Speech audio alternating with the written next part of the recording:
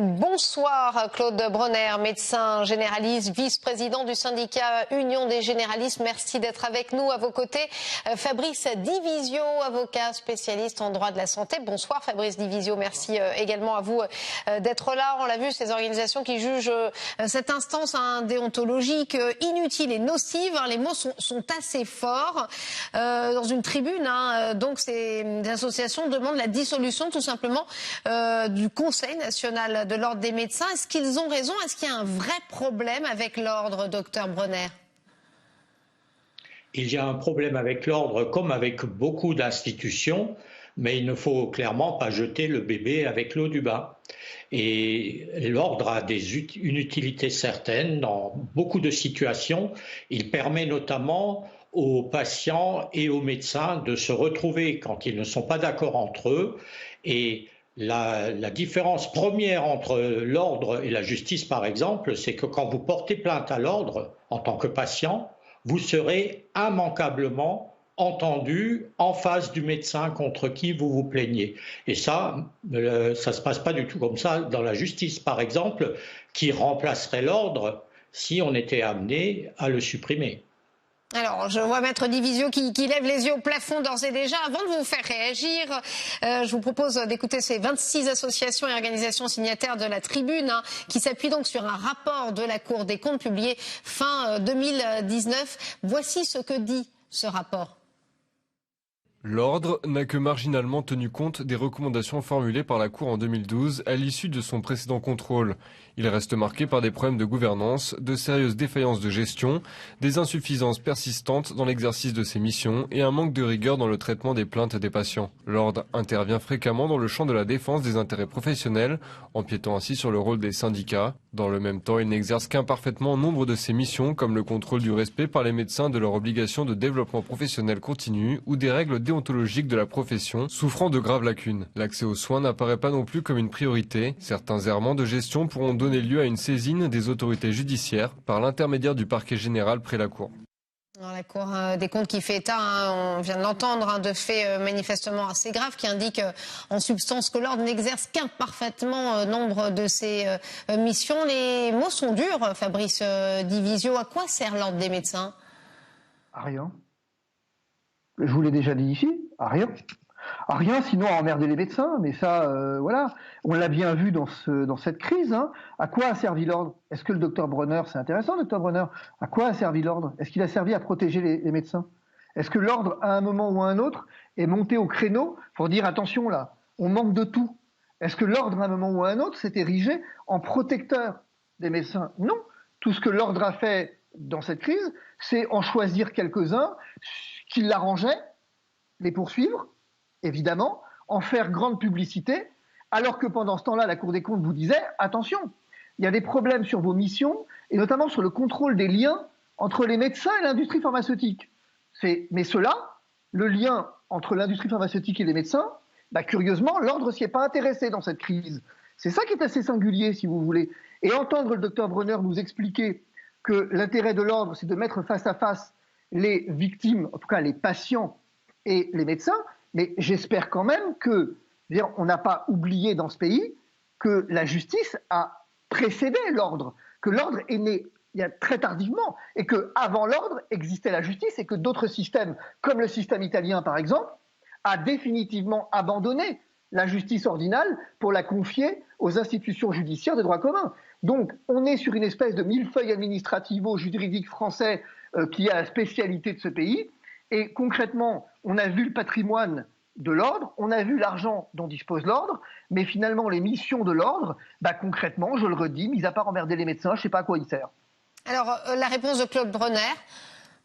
Alors, bien sûr que parfois, l'ordre peut emmerder les médecins, comme le dit Fabrice Divisio. Mais c'est aussi parce que tout simplement, les médecins ont failli et que quelqu'un a porté plainte contre eux. En même temps, il sert aussi à défendre les patients. Alors, dans le rapport de la Cour des comptes, il y a beaucoup de choses qui sont parfaitement vraies. Bien évidemment que l'ordre des médecins aurait à se réformer et aurait à être un petit peu moins dépensier dans de mauvaises directions.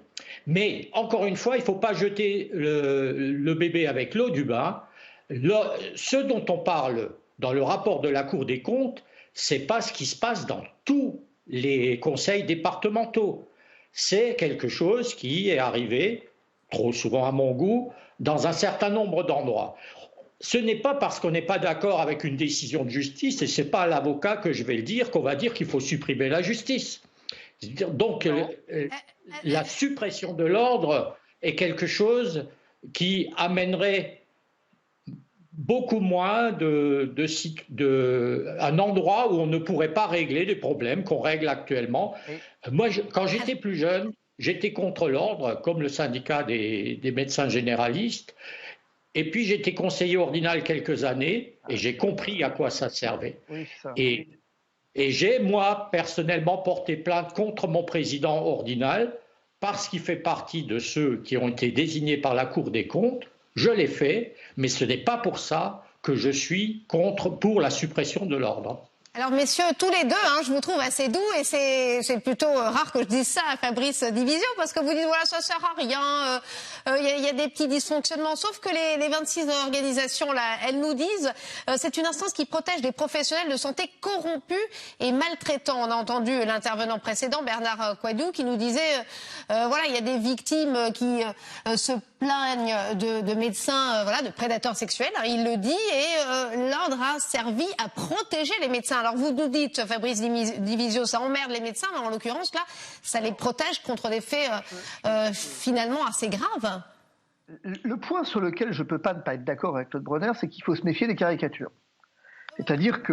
Moi aussi, sur ce que je viens de vous dire. Oui, j'y viens. C'est-à-dire que dans ce que vous exposez sur des dysfonctionnements tels que ça protégerait les médecins vis-à-vis des patients, je vais vous dire, moi ça fait 20 ans que je fais ce métier, c'est l'inverse dont je me plains. C'est-à-dire que je me plains d'une justice ordinale qui a souvent tendance à taper et taper fort, et taper un peu n'importe comment, et dont l'impartialité d'ailleurs est remise en cause. Et j'ai souvent l'impression d'une justice qui finalement fonctionne, pour faire simple, à la tête du client, où les règles ne sont pas claires, on n'a pas ces garanties qu'on a devant le juge de droit commun. Ça c'est clair, si vous voulez. Maintenant, là où c'est incontestable, c'est qu'il y a un problème avec l'Ordre national des médecins en particulier, sur le fait que corrompu, c'est un mot qui est fort, si vous voulez, et moi, je n'ai pas l'habitude d'accuser les gens sans preuve, je ne l'ai jamais fait, et c'est maintenant que je vais commencer. Je ne vais pas traiter l'ordre d'être corrompu, parce que c'est une accusation d'une particulière gravité. Ce que note la Cour des comptes, c'est qu'il y a des problèmes majeurs qui méritent effectivement d'être signalés au parquet d'un côté et aux autorités de jugement de l'autre. Je crois que c'est ça le vrai cœur du problème. C'est-à-dire que le vrai problème que nous avons avec l'Ordre national des médecins aujourd'hui, c'est que nous avons une institution qui est incapable de se réformer, puisqu'on l'a vu en 2012, il y a déjà eu des avertissements, elle est incapable de se réformer. Et toute la question, c'est pourquoi ? Et à qui profite finalement ce dysfonctionnement majeur ? À qui profite-t-il ? C'est ça la question de fond. Alors Claude Bronner, on va rappeler quand même que ce fameux Conseil de l'ordre a porté plainte contre l'un des clients de Maître Divisio, Didier Raoult, décision diversement appréciée d'ailleurs au sein de la communauté médicale en pleine épidémie de coronavirus. C'était selon vous son rôle ou il fallait qu'elle prenne un petit peu de hauteur, Claude Bronner, dans cette affaire par exemple ? C'est son rôle de porter plainte. Je ne suis pas sûr que c'était ce qu'il a fait de mieux dans le contexte. Mais après tout, Didier Raoult, quoi qu'en dise Maître Divisio, a eu des attitudes assez antidéontologiques. Il a quand même été particulièrement agressif dans ses propos. Et c'est sur le plan médical, on peut largement en discuter. Personnellement, je n'aurais pas porté plainte contre lui. Mais je ne suis pas scandalisé du fait que l'ordre l'ait fait. Et c'est normal que Maître Divisio, qui défend des médecins, dise que ce n'est pas normal que l'ordre les attaque. Mais c'est quand même son rôle. Et je dois dire, pour avoir fait pas mal de défense des médecins aussi, je dois bien dire que l'ordre n'est de loin pas pire que la justice avec les médecins, comme dans beaucoup d'autres situations. Maître Divisio, une réponse ? La réponse, c'est que c'est intéressant ce que dit Dr Bronner, parce que moi, j'ai quand même une vraie difficulté dans cette affaire. Je le redis, c'est que les liens entre les médecins et l'industrie pharmaceutique sont protégés par l'ordre. C'est ça que dit la Cour des comptes. Et je suis étonné que de la part d'un conseiller ordinal, ça ne vous fasse pas bondir. Et finalement, parce que le cœur de cette pandémie, le cœur du problème, c'est que dans cette épidémie, finalement, non seulement l'ordre n'a rien fait pour protéger les médecins, mais finalement, il a comment je vais dire, crédibilisé une parole qui était pleine de liens et de conflits d'intérêts, et on commence à comprendre à la lecture du rapport de la Cour des comptes que c'était volontaire. Et que donc, d'un côté, on poursuit Didier Raoult, et vous avez raison, il en a le droit, et je l'ai dit sur cette antenne, il a le droit de le faire, on en débattra devant la Chambre. Mais moi, ce qui m'inquiète, c'est qu'il y a tout un tas de liens d'intérêts, de conflits d'intérêts qui sont béants, qui sont énormes, et que l'ordre s'est bien gardé finalement de dénoncer. C'est ça qui fait que c'est extrêmement grave, et que du coup sa parole est réduite à néant, et que finalement son rôle s'en trouve atteint en plein cœur. Alors, certains politiques, en tout cas, rejoignent votre pensée, Maître Division. C'est le cas du président des Patriotes, Florian Philippot. Écoutez ce qu'il pense de l'ordre des médecins. Ces médecins ont raison. Il est temps de dissoudre l'ordre des médecins. Il s'est distingué de façon détestable depuis le début de cette crise Covid, en jouant systématiquement le rôle de petit toutou du gouvernement et des grands labos. Un petit toutou du gouvernement et des grands labos, c'est pas flatteur. Claude Bronner, c'est un peu sévère ce diagnostic. Oui, c'est bien sûr parfaitement sévère. L'ordre a fait son travail dans la crise, contrairement à ce qu'on dit. Il s'est occupé des médecins, il s'est occupé des patients. Et il n'est pas le toutou du gouvernement. C'est un organisme qui fait partie de la République. Il n'est pas pire que les partis politiques à ce niveau-là. Moi, je suis d'accord qu'il aurait besoin de se réformer. Je suis d'accord que l'ordre aurait besoin d'être plus dynamique. Mais c'est avant tout une structure qui est élue par l'ensemble des médecins. C'est la seule structure en France qui rassemble les médecins hospitaliers et les médecins libéraux. Tout le reste est séparé et c'est quand même un avantage important. Donc bien sûr qu'il faut réformer, bien sûr qu'ils sont parfois un peu mous, bien sûr qu'ils sont parfois un peu vieux jeu, mais ça reste non pas une généralité, mais quelque chose qui reste local. Et sur la problématique du Covid, l'ordre des médecins a joué son rôle. J'aurais pu faire mieux, mais il a joué son rôle. Votre division n'est pas d'accord. Allez-y, répondez vite parce que j'ai encore une dernière question. Dit que l'ordre des médecins dans ce Covid a joué son rôle. Enfin, excusez-moi, mais rien que son attitude dans ce Covid justifie sa dissolution. Il n'a rien fait. Rien. La question des masques pour les soignants. Aujourd'hui, on a des médecins à l'hôpital qui n'ont pas de FFP2. Et les hôpitaux sont devenus de véritables clusters en partie à cause de ça. L'ordre a été saisi, n'a absolument pas réagi. Il n'a absolument jamais porté la moindre parole publique de protection des médecins et il n'a jamais taclé, ne serait-ce que du bout du pied, le gouvernement. Alors quand Florian Philippot, et Dieu sait que ça me coûte de dire que je suis d'accord avec lui, parle de toutou du gouvernement, je ne l'aurais pas dit dans ces termes, mais est-il meilleure manière de le dire ?